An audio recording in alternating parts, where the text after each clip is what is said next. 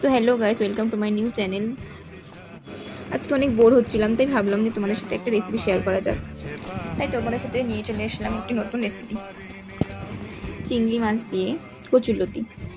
So এই রেসিপিটি তৈরি করার জন্য আমি কিছু কচুরলতি কেটে নিয়েছি, আর এখানে চিংড়ি মাছগুলো ধুয়ে আমি নুন হলুদ দিয়ে মাখিয়ে নিয়েছি। আর লাগছে পেঁয়াজ কুচি, কাঁচা লঙ্কা, টমেটো কুচি, কয়েক কোয়া রসুন কুচি আর সাদা কালো সর্ষে।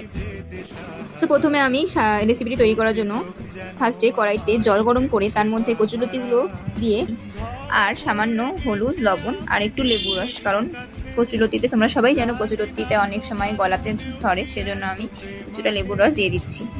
তো কচুলতি সেদ্ধ হতে হতে আমি এখন সর্ষেটা পেস্ট করে নেব। তো সর্ষেটা তো আমি কাঁচা লঙ্কাগুলো দিয়ে দিচ্ছি আর আন্দাজ মতো হালকা সামান্য লবণ দিয়ে দিচ্ছি, দিয়ে আমি পেস্ট করে নিচ্ছি। আমার সর্ষেটা পেস্ট করা হয়ে গেছে, আমি কচুলতিটা নামিয়ে নিয়েছি। এরপর আমি কড়াইতে তেল গরম করে তার মধ্যে দিয়ে দিব রসুন কুচি। রসুনটা হালকা লাল লাল হয়ে গিয়েছে, এখন আমি এর মধ্যে দিয়ে দিচ্ছি পেঁয়াজ কুচি।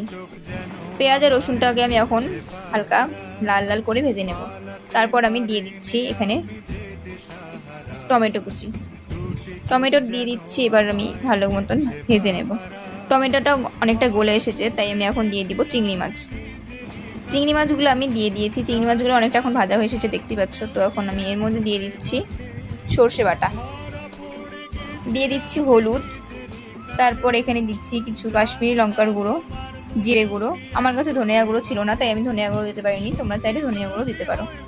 এখন আমি ঢাকা নামিয়ে এর মধ্যে দিয়ে দিচ্ছি সেদ্ধ করা কচুলতি। তো কিছুক্ষণ নেড়ে চেড়ে এর মধ্যে আমি, যেহেতু এটা শুকিয়ে এসেছে এখন, তো এর মধ্যে আমি একটু দিয়ে দিচ্ছি সামান্য আরও লেবুর রস।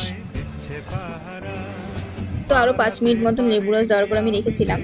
তো এখন দেখছি অনেকটাই শুকিয়ে এসেছে, তো আমি এটা এখন নামিয়ে দেবো।